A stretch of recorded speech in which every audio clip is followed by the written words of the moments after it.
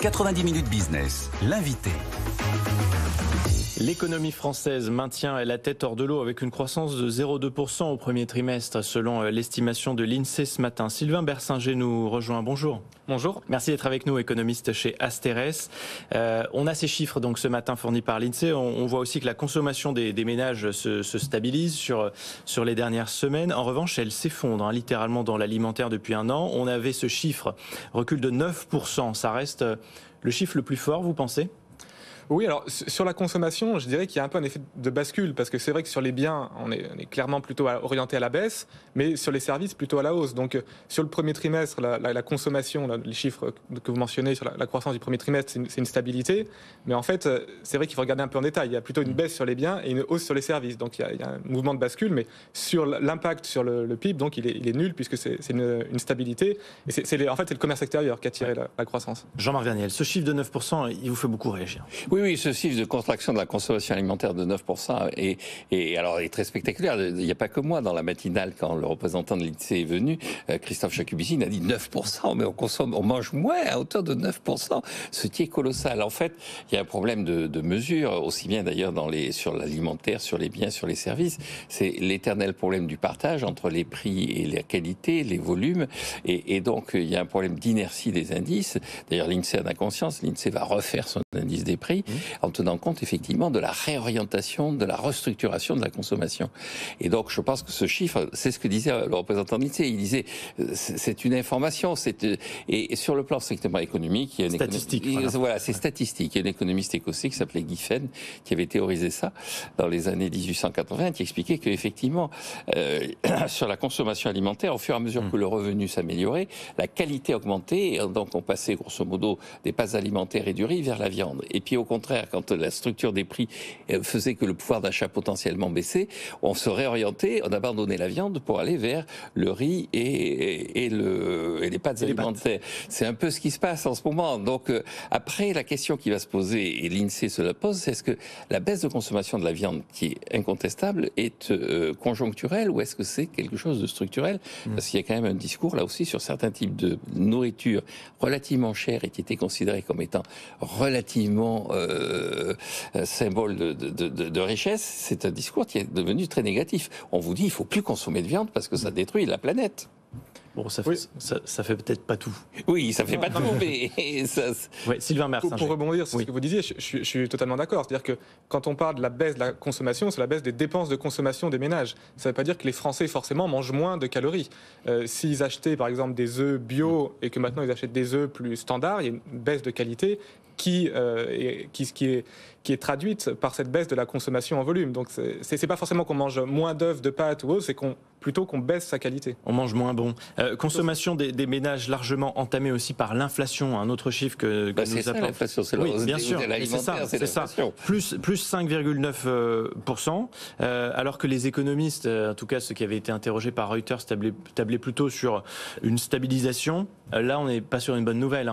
Oui, alors mon scénario, je crois que l'INSEE avait dit la même chose, c'était plutôt une légère hausse. Donc en mars, on avait une baisse de l'inflation assez sensible et on s'attendait pour avril-mai à des chiffres un peu moins bons, notamment sur l'énergie, parce qu'il y avait eu... donc l'inflation, c'est en glissement annuel, donc c'est le mois d'avril par rapport au mois d'avril précédent. Et donc vu qu'il y avait eu des remises à la pompe il y a un an, du coup...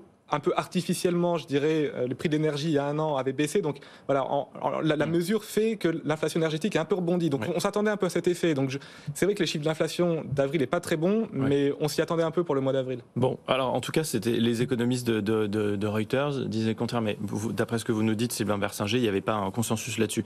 À ce sujet, le FMI, il appelle aussi ce matin les banques centrales européennes à, je cite, tuer la bête de l'inflation, sans être tenté de faire une pause dans les relèvements de taux d'intérêt.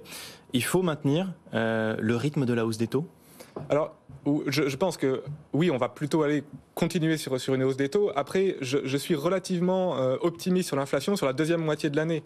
Parce que une statistique, par exemple, ce matin, qui est très intéressante, c'est les prix de production. donc les prix sortis d'usine, les prix de production avaient littéralement flambé en 2022. Il y avait eu une inflation qui avait atteint à peu près 30%, et l'inflation sur les prix de production a quand même beaucoup baissé. Elle a continué à baisser en avril. Donc on voit quand même sur les matières premières, sur les prix sortis de ferme, sortis d'usine, on voit quand même que la courbe est en train de s'inverser. Alors après, il faut plusieurs trimestres pour que ça se répercute jusque dans les prix de consommation. Mais voilà, je pense que la tendance, elle est là, et il faudrait pas non plus que les banques centrales cassent totalement l'activité économique pour une inflation qui, à mon avis, va quand même baisser dans le deuxième semestre. Pierre Kupferman. Mais ça veut dire que, notamment, ces négociations qu'on attend, deuxième round sur les tarifs proposés par les marques nationales, les industriels qui proposent des marques nationales dans les rayons de la grande distribution, il faut évidemment qu'elles se déroulent le plus vite possible, et elles vont se traduire par une baisse, vous pensez, des prix des marques nationales? Alors, je ne m'avancerai pas sur un chiffre précis, mais oui, je pense que l'inflation alimentaire, qui est très forte, alors elle a un tout petit peu baissé en avril, mais elle reste très élevée. Elle a baissé parce que les produits frais ont... Voilà, c'est notamment les produits frais qui ont beaucoup baissé, mais je pense qu'elle va rester élevée dans les mois à venir, mais on voit quand même une tendance là aussi qui est lourde sur les prix sortis de ferme, les prix sortis d'usines agroalimentaires qui sont en train de se retourner. Donc évidemment, alors sur le rythme exact, c'est très difficile, mais je pense que la tendance, c'est qu'effectivement l'inflation alimentaire à partir de l'été et de l'automne, elle va quand même baisser, et je pense que les industriels et les distributeurs vont être obligés quand même à un moment donné de répercuter cette baisse lourde qu'on voit dans leurs prix finaux. Très rapidement là-dessus, Sylvain Bersinger, mais je parlais du rythme de la hausse des taux aussi des banques centrales, parce que derrière on a le secteur de l'immobilier qui lui freine des investissements dans le logement qui sont en nette baisse. Ça ne risque pas de mettre en péril ce secteur encore plus si on poursuit cette politique monétaire? C'est pour ça que je pense qu'il faut quand même rester prudent. Je ne suis pas favorable à une hausse des taux très forte dans l'objectif de tuer l'inflation rapidement, parce que c'est vrai que les chiffres de l'investissement ont été plutôt mauvais sur le premier trimestre. Alors pour les entreprises, ça se maintient. Il y a une croissance qui est faible mais qui se maintient, et c'est vraiment l'investissement des ménages, donc les dépenses en immobilier des ménages qui souffrent, et qui souffrent clairement de la hausse des taux. Et d'un mot de conclusion, Sylvain Bersinger, Jean-Marc Daniel, vraiment en 30 secondes. Mais le gouvernement, il attend 1% de croissance à la fin de l'année. C'est un objectif qui est toujours atteignable au regard des chiffres que l'on a. Alors 1%, c'est la fourchette haute. Je dirais qu'on sera grosso modo entre 0,5 et 1. Alors peut-être qu'on y sera, mais voilà, c'est peut-être un petit peu optimiste. Donc loin du 1. Oui, donc trois remarques très vite. Le 1% sera tout à fait au rendez-vous, à mon avis, et on voit bien le 0,2 par rapport au 0,1. 0,4 d'acquis de croissance. Oui, exactement. Oui. Deuxième élément sur la hausse des taux. Ce que dit bien le FMI, c'est qu'un des enjeux de la hausse des taux, c'est de maintenir une évolution positive du taux de change, parce que le seul moyen qu'il y a dans les types d'inflation que nous avons de véritablement réduire cette inflation, c'est d'avoir une parité du dollar par rapport à l'euro qui soit favorable à l'euro. Et la troisième remarque que je ferai, c'est que ça concerne la zone euro. Et la France n'est pas toute la zone euro. Et donc les négociations commerciales et tout ça, vu de la zone euro, ça n'a aucun sens. C'est-à-dire chaque pays s'adapte, et le véritable enjeu, c'est effectivement de maintenir systématiquement de la concurrence. Et ça, c'est aussi ce que dit le FMI. On continuera à parler de ça dans la soirée autour de Guillaume Paul sur BFM Business. Merci beaucoup Sylvain Bersinger, économiste chez Asterès, d'être passé nous voir.